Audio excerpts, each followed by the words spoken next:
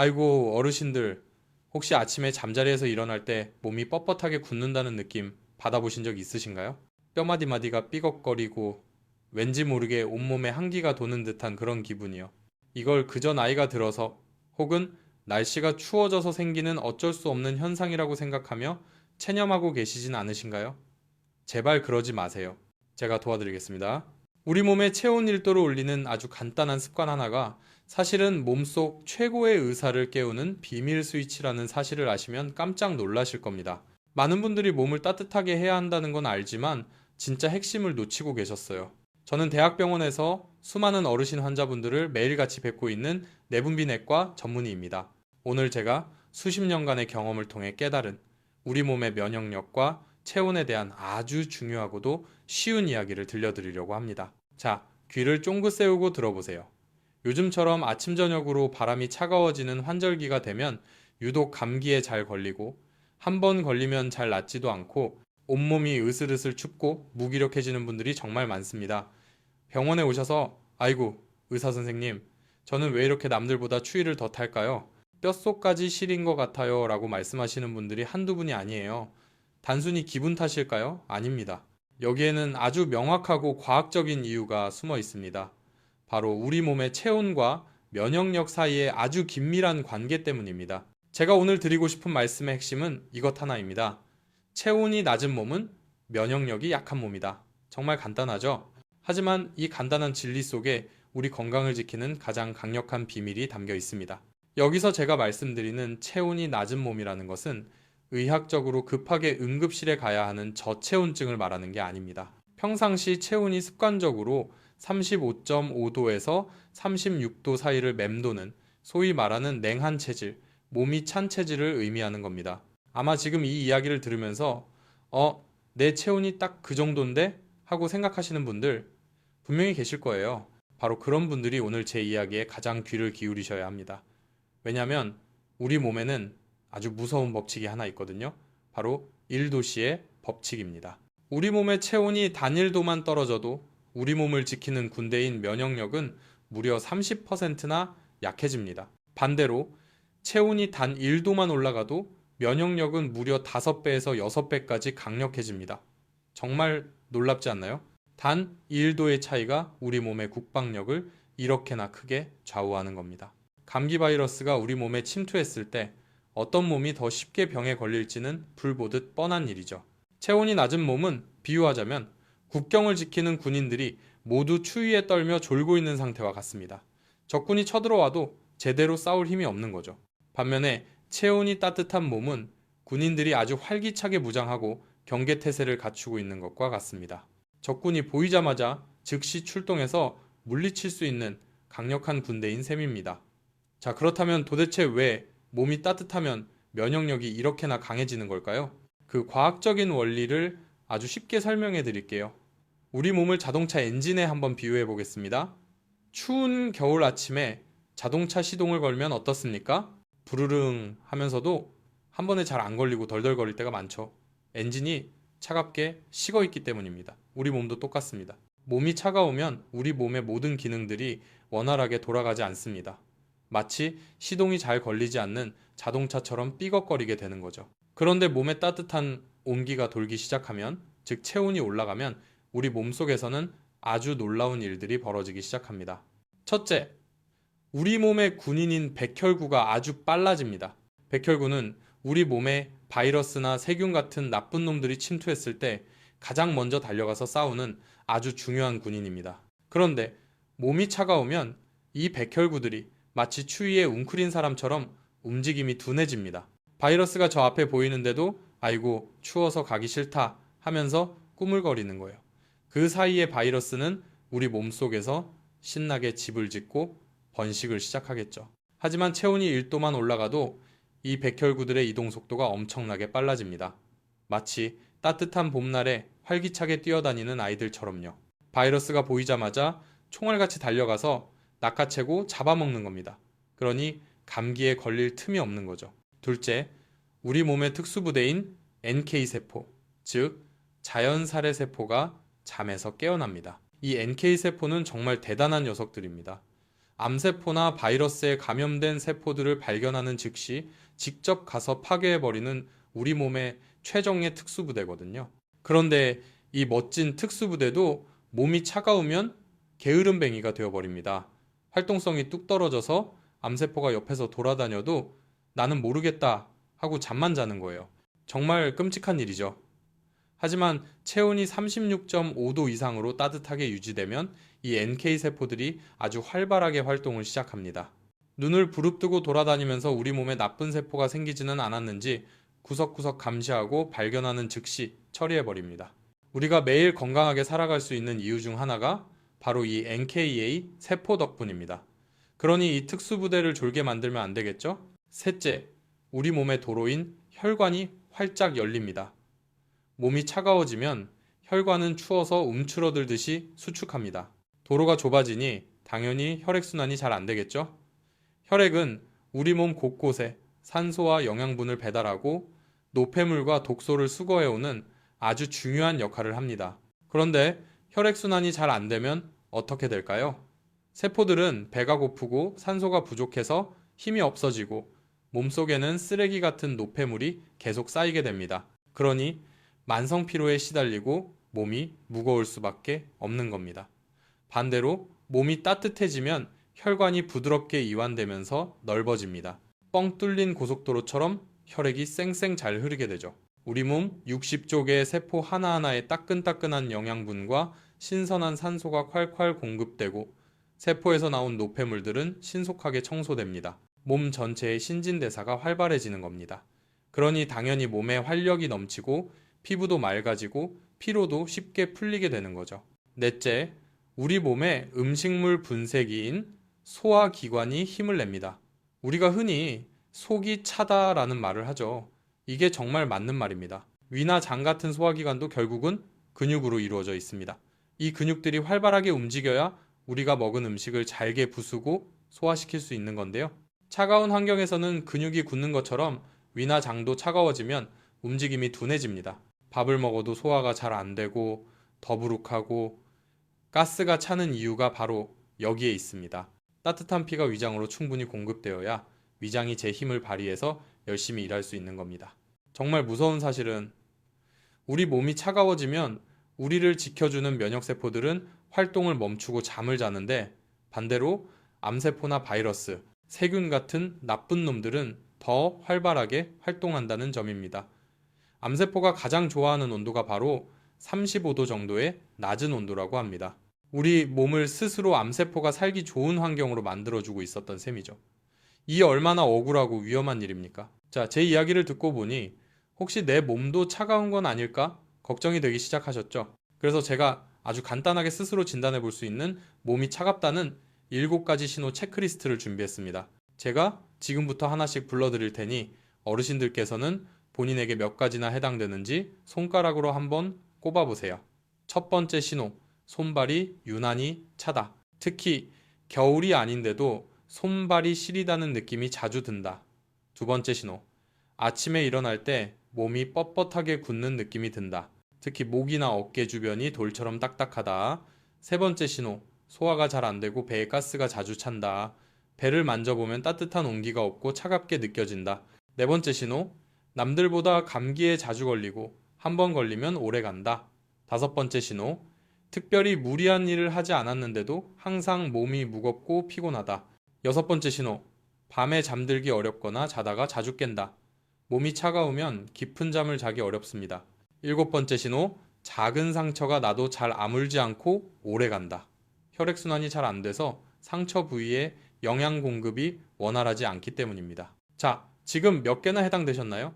만약 이 중에서 3가지 이상 해당된다면 어르신의 몸은 지금 저는 체온이 낮아서 힘들어요 라고 비명을 지르고 있는 겁니다. 솔직하게 댓글로 저는 3개요 또는 저는 5개나 해당되네요 하고 적어주세요. 괜찮습니다. 자신의 상태를 정확하게 아는 것이 바로 변화의 첫걸음이니까요. 절망하실 필요는 전혀 없습니다. 왜냐하면 지금부터 제가 아주 쉽고 간단하게 돈 한 푼 들이지 않고 우리 몸의 온도를 1도 높일 수 있는 구체적인 방법들을 알려드릴 거거든요. 제가 수십 년간 환자분들에게 강조하고 또 강조해서 효과를 톡톡히 본 방법들이니 꼭 믿고 따라해 보시길 바랍니다. 크게 두 가지로 나누어서 설명해 드릴게요. 첫 번째는 우리 몸을 직접 움직여서 열을 내는 네 가지 물리적인 방법이고, 두 번째는 우리가 매일 먹는 음식을 통해 몸을 따뜻하게 하는 다섯 가지 식습관입니다. 먼저 물리적인 방법 네 가지부터 시작해 볼까요? 첫 번째, 목덜미를 따뜻하게 하세요. 우리 몸의 체온을 조절하는 사령부, 즉 체온 조절 중추가 바로 목덜미 뒤쪽에 있습니다. 이곳이 차가워지면 우리 뇌는 지금 바깥 날씨가 춥구나. 에너지를 아껴야겠다라고 착각해서 몸 전체의 대사 활동을 줄여버립니다. 그러면 몸에서 열이 잘 만들어지지 않겠죠. 반대로 이곳을 따뜻하게 해주면 뇌는 날씨가 따뜻하구나. 신나게 활동해도 되겠다. 라고 생각해서 몸의 신진대사를 활발하게 만듭니다. 가장 쉬운 방법은 따뜻한 물수건이나 핫팩을 목덜미에 15분 정도 대고 있는 겁니다. 특히 잠자리에 들기 전에 해주시면 몸 전체에 온기가 퍼지면서 아주 편안하게 잠들 수 있습니다. 외출하실 때는 꼭 스카프나 목도리를 해서 이 중요한 부위를 찬바람으로부터 보호해주세요. 두 번째, 발목을 돌리고 종아리를 마사지하세요. 우리 몸의 혈액은 심장에서 출발해서 온몸을 한 바퀴 돌고 다시 심장으로 돌아옵니다. 그런데 중력 때문에 아래로 내려간 피가 다시 위로 올라오는 것은 쉽지 않은 일입니다. 이때 아주 중요한 펌프 역할을 해주는 것이 바로 종아리 근육입니다. 그래서 종아리를 제2의 심장이라고 부르는 겁니다. 이 종아리 펌프가 튼튼해야 다리로 갔던 따뜻한 피가 다시 힘차게 위로 올라와서 온몸을 따뜻하게 데울 수 있습니다. 그런데 나이가 들수록 또 오래 앉아 있을수록 이 종아리 근육이 약해지고 굳어지기 쉽습니다. 그래서 제가 추천하는 방법은 앉아 계실 때 수시로 발목을 까딱까딱 움직여주거나 발목을 부드럽게 돌려주는 겁니다. 그리고 저녁에는 손으로 종아리를 아래에서 위로, 즉 심장 방향으로 부드럽게 쓸어 올리듯이 마사지해 주세요. 뭉친 근육이 풀리면서 혈액순환이 훨씬 원활해질 겁니다. 텔레비전 보시면서도 충분히 하실 수 있겠죠? 세 번째, 뜨끈한 물에 발을 담그세요. 바로 족욕입니다. 이건 정말 제가 환자분들에게 입이 닳도록 강조하는 방법인데요. 효과가 정말 좋습니다. 발은 우리 몸의 가장 아래쪽에 있어서 혈액순환이 가장 안 되기 쉬운 부위입니다. 이 발을 따뜻하게 해주면 데워진 혈액이 발끝에서부터 시작해서 다리를 타고 올라와 온몸으로 퍼져나갑니다. 마치 방바닥에 보일러를 틀면 방 전체 공기가 훈훈해지는 것과 같은 원리입니다. 중요한 것은 물의 온도입니다. 미지근한 물은 효과가 거의 없습니다. 아이고 뜨거워 소리가 나올 정도로 발을 담갔을 때 짜릿할 정도의 뜨거운 물로 하셔야 합니다. 물론 화상을 입을 정도는 안 되고요. 40도에서 42도 정도가 가장 좋습니다. 이 뜨거운 물에 15분에서 20분 정도 발을 담그고 있으면 이 온몸에 땀이 송골송골 맺히면서 혈액순환이 아주 활발해지는 것을 느끼실 수 있을 겁니다. 여기에 굵은 소금을 한 줌 넣으면 삼투압 작용으로 노폐물 배출에도 도움이 되고 귤 껍질 말린 것을 넣으면 향도 좋고 비타민C가 피부에도 좋습니다. 오늘 저녁에 꼭 족욕을 하시겠다고 다짐하시는 분들은 댓글에 오늘 밤 족욕 약속이라고 적어주세요. 이렇게 공개적으로 약속하면 실천할 확률이 훨씬 높아진답니다. 네 번째, 기지개를 켜고 온몸을 쭉 펴주세요. 아침에 일어났을 때나 오랫동안 같은 자세로 앉아 있을 때 몸이 찌뿌둥하죠? 그때 팔을 위로 쭉 뻗고 몸을 늘려주는 기지개. 이게 정말 좋은 운동입니다. 기지개를 켜면은 웅크리고 있던 가슴, 즉 흉곽이 활짝 열리면서 폐활량이 늘어나고 더 많은 산소를 몸속으로 받아들일 수 있게 됩니다. 산소는 우리 몸의 세포가 에너지를 만들 때 꼭 필요한 연료입니다. 산소 공급이 원활해지면 당연히 몸에서 열도 더 잘 만들어지겠죠. 또한 전신의 근육과 인대가 부드럽게 이완되면서 혈액순환을 촉진하는 효과도 있습니다. 생각날 때마다, 틈날 때마다 기지개를 시원하게 켜는 습관을 들여보세요. 자, 이렇게 네 가지 물리적인 방법을 알아봤습니다. 정말 쉽고 간단하죠? 이제 우리 몸속으로 들어가서 음식을 통해 몸을 따뜻하게 만드는 다섯 가지 식습관에 대해 이야기해 보겠습니다. 우리가 먹는 음식이 바로 우리 몸을 데우는 땔감이라는 사실을 잊으시면 안 됩니다. 첫 번째, 무조건 따뜻한 물을 드세요. 우리 몸의 70%는 물로 이루어져 있습니다. 그런데 이 몸속에 차가운 얼음물이 들어온다고 상상해 보세요. 따뜻하게 데워지고 있던 몸의 내부 장기들이 얼마나 깜짝 놀라겠습니까?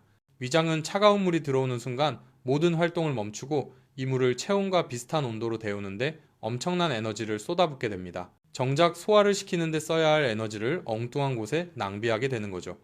속이 더부룩하고 소화가 안 되는 건 당연한 결과입니다. 반면에 따뜻한 물은 우리 몸에 들어왔을 때 별다른 에너지 소모 없이 바로 흡수되면서 오히려 내부 장기들을 부드럽게 마사지해주고 혈액순환을 돕습니다. 아침에 일어나서 공복에 따뜻한 물 한 잔 마시는 습관은 잠자고 있던 우리 몸의 엔진을 부드럽게 깨워주는 최고의 보약입니다. 두 번째, 단백질을 충분히 드세요. 우리가 음식을 먹고 소화시키는 과정에서도 열이 발생하는데요. 이걸 식이성 발열 효과라고 합니다. 탄수화물이나 지방보다 단백질을 소화시킬 때 훨씬 더 많은 열이 발생합니다. 그래서 고기나 생선, 두부, 계란 같은 단백질 음식을 먹고 나면 몸이 든든하고 후끈해지는 느낌을 받는 겁니다. 나이가 들수록 근육량이 줄어들기 쉬운데 근육은 우리 몸에서 가장 많은 열을 만들어내는 공장입니다. 이 근육 공장을 잘 돌리려면 원료인 단백질을 꼭 충분히 공급해 줘야 합니다. 매 끼니마다 손바닥 크기 정도의 단백질 식품을 챙겨 드시려고 노력해 보세요. 세 번째, 뿌리 채소를 즐겨 드세요. 땅속에서 자라는 뿌리 채소들은 차가운 땅의 기운을 이겨내고 자라난 만큼 우리 몸을 따뜻하게 해주는 성질을 가지고 있습니다. 대표적인 것이 바로 생강, 마늘, 양파, 무, 당근, 우엉 같은 것들입니다. 특히 생강은 몸의 혈액순환을 촉진하고 속을 데워주는 효과가 탁월해서 예로부터 약재로도 많이 쓰였죠. 요리하실 때 생강이나 마늘, 양파 같은 향신료를 적극적으로 활용해 보세요. 음식의 맛도 좋아지고 우리 몸의 체온도 올라가니 이야말로 일석이조 아니겠습니까? 네 번째, 좋은 지방을 섭취하세요. 지방이라고 해서 무조건 나쁜 것이 아닙니다. 우리 몸의 세포막을 구성하고 체온을 유지하는 데 꼭 필요한 영양소입니다. 중요한 것은 어떤 지방을 먹느냐 하는 것이죠. 트랜스 지방이 많은 과자나 튀김, 가공식품은 피해야 하지만 올리브유나 들기름, 등푸른 생선에 많은 오메가3 같은 좋은 지방은 혈액을 깨끗하게 하고 혈액순환을 도와 우리 몸을 따뜻하게 유지하는 데 큰 도움이 됩니다. 요리하실 때 식용유 대신 올리브유를 사용해 보시고 일주일에 두세 번은 고등어나 꽁치 같은 등 푸른 생선을 드셔보세요. 다섯 번째, 국이나 찌개 같은 따뜻한 국물 요리를 드세요. 한국인의 밥상에 국이나 찌개가 빠지지 않는 것은 정말 지혜로운 식문화입니다. 따뜻한 국물 요리는 식사하는 동안 우리 몸의 내부 온도를 직접적으로 올려주고 위장을 편안하게 만들어 소화를 돕습니다. 채소를 듬뿍 넣은 된장찌개나 맑은 뭇국, 닭고기를 푹 고아 만든 삼계탕 같은 음식들은 영양도 풍부하고 몸을 따뜻하게 해주는 최고의 보양식입니다. 다만 너무 짜게 드시는 것은 혈압에 좋지 않으니 싱겁게 끓여서 건더기 위주로 드시는 것이 좋습니다. 자, 지금까지 우리 몸의 체온을 1도 올리는 9가지 구체적인 방법들을 알아봤습니다. 정말 하나도 어렵거나 특별한 게 없죠. 오늘부터 당장 실천할 수 있는 것들입니다. 그런데 여기서 끝이 아닙니다. 좋은 습관을 만드는 것만큼이나 중요한 것이 바로 나쁜 습관을 버리는 것입니다. 제가 지금부터 말씀드리는 4가지 습관은 우리 몸의 보일러를 꺼버리는 아주 치명적인 행동들이니 혹시라도 내가 하고 있지는 않은지 잘 들어보시고 오늘부터 당장 멈추셔야 합니다. 첫 번째 경고, 차가운 음료를 입에 달고 사는 습관입니다. 특히 젊은 친구들, 스트레스 받는다고 아이스 아메리카노를 물처럼 마시는 습관 정말 위험합니다.